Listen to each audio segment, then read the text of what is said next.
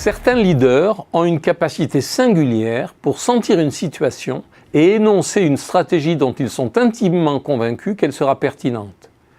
Certains diraient qu'ils ont la vista. Cette capacité d'intuition stratégique est rare, mais peut permettre une vitesse de réaction face à l'imprévu, à une manœuvre d'un concurrent ou à une situation complexe qui survient.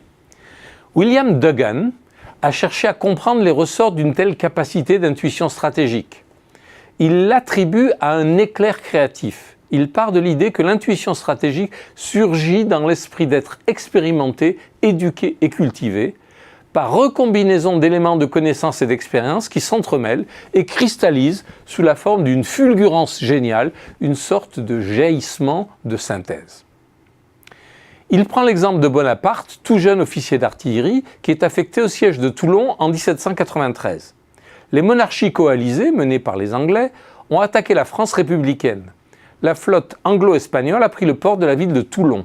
Côté français, le général Cartaux dirige le siège. Il voit arriver Bonaparte, jeune capitaine d'artillerie, qui lui propose un plan, prendre le fort de l'Aiguillette, un fort latéral sur la rade, arguant que la flotte anglaise s'enfuira.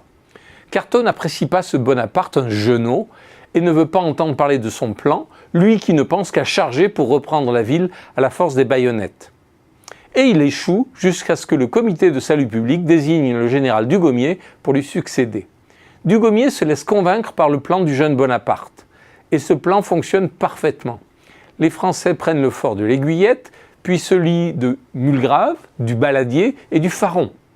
Canonnée de toutes parts, la flotte anglo-espagnole s'enfuit. William Duggan explique l'intuition stratégique du jeune Bonaparte par la combinaison de 4 ingrédients.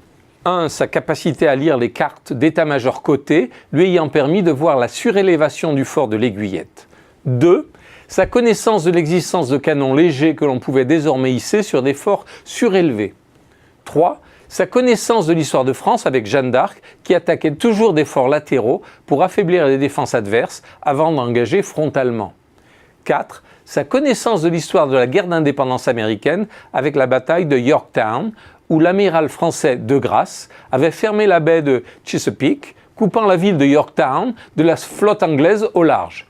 C'était 12 ans plus tôt, en 1781. Bonaparte avait compris que plus jamais un officier de la Royal Navy ne pourrait envisager de laisser une partie de la flotte dans un port, se laisser couper du reste de la flotte restée au large.